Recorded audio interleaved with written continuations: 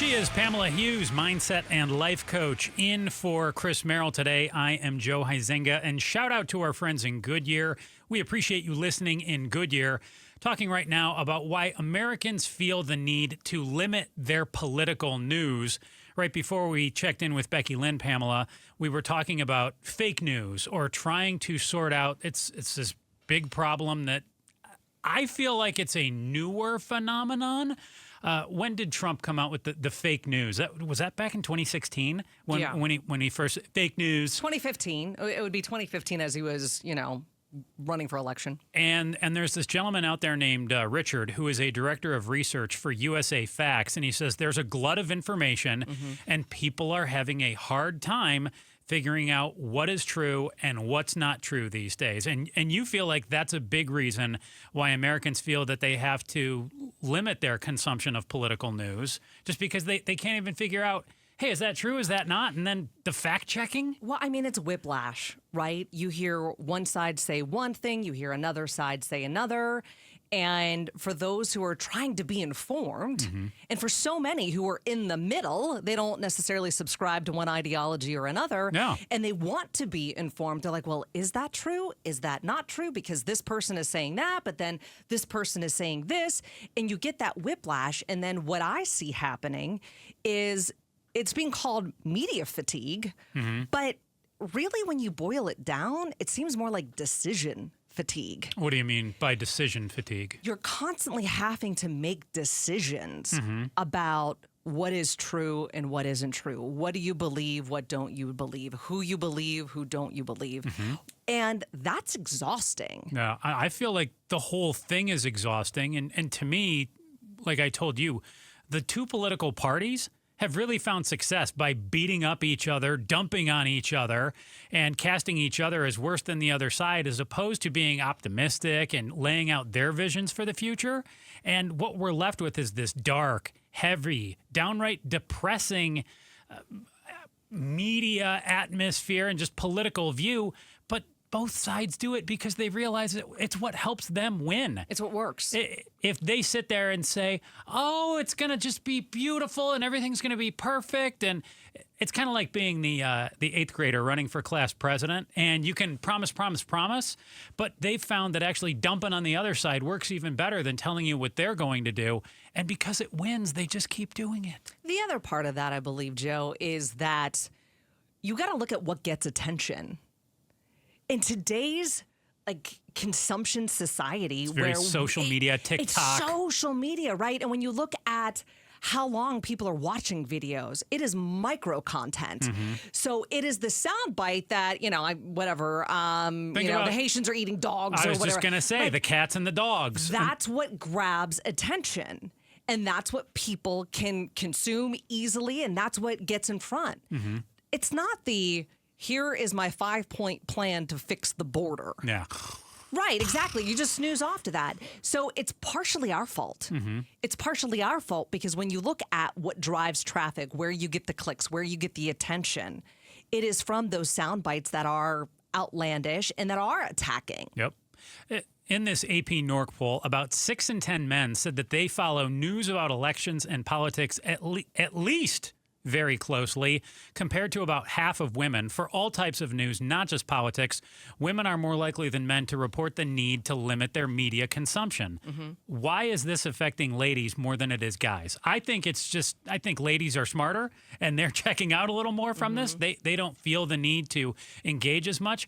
Why do you feel like ladies are pulling away from this more than guys who still feel the need to engage in whatever the heck this is? By pulling away, you mean? I feel like ladies are saying that, how do I want to put it?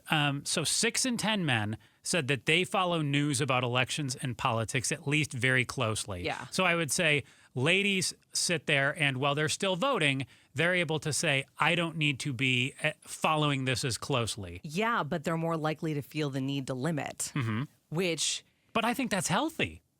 Right, but I would wonder, why do they feel the need to limit Is more it just than men? that women tend to be more emotional creatures? I think that women tend to put themselves in situation. I think women are very empathetic, so they can see themselves in other people's situations. This is what was a very big challenge for me. I could see myself down in Tucson where Gabby Giffords was shot, and I remember Christina Taylor Greene, which was the young lady, the kid. She was like 8 or 9 She's years like old. 8 or 9 years old, the kid that was shot at the grocery store. Yep. And I remember going over to her elementary school. And I immediately put myself in that position of, if that was my kid, if that was my kid's school. Gosh. And I think that's what women do. Women are very empathetic, so they can see themselves in these stories, and that sucks. Yeah. So that's where they're like, okay, I got to back up here a bit. I like to think that I can put myself in somebody else's shoes, but I've never felt tied to it to that degree, even covering it from a media perspective, where I think about a school shooting or something like that, and I say, gosh, that would be horrible. And Yeah. I remember what it was like to be in school when Columbine and things like that happened. But what you just described is a step beyond that, maybe 2 or 3 steps beyond that. Do you know how many times I would crack the mic here and there would be a school shooting, and I would be going to my daughter's school to pick her up?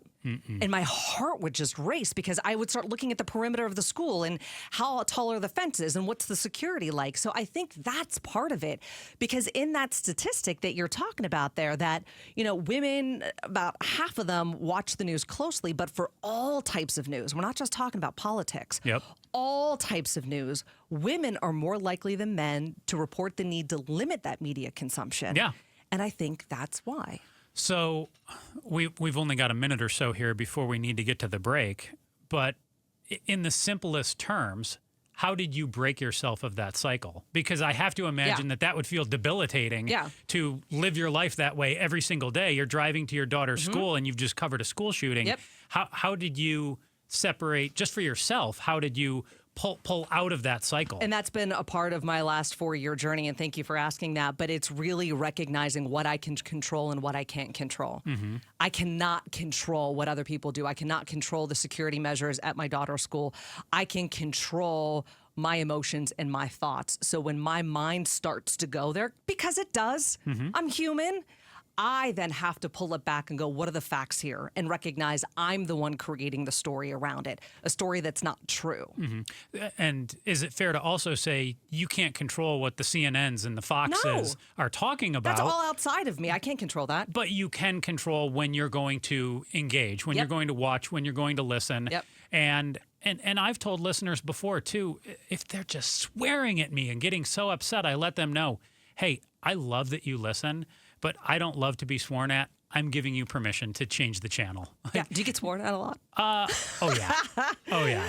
There are some people who get very upset, very, very angry. And I love them, but that's kind of my dividing line of I didn't sign up to be cussed out with my job. I'm here to inform and entertain.